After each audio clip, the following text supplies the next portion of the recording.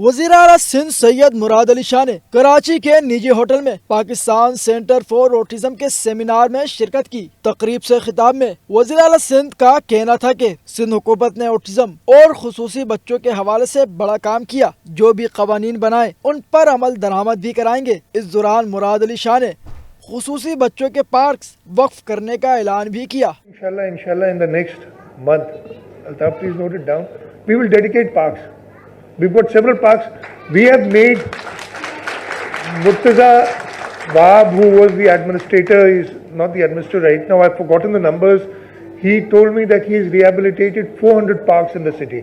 So, this is another idea I've just got. We've got, as I told you, Murtaza Wahab told me that he rehabilitated 400 parks in the city. Autism के challenges और उसके हल के उन्वान से मुनाकिदा seminar में doctor Gaffar ने खिताब करते हुए कहा कि पाकिस्तान में 3.5 लाख बच्चे ऑटिज्म का शिकार हैं, जबकि कराची में ये तादाद 40,000 है। सेमिनार में डॉक्टर आलिया समेत माहिरीन और दीगर ने भी शिरकत की।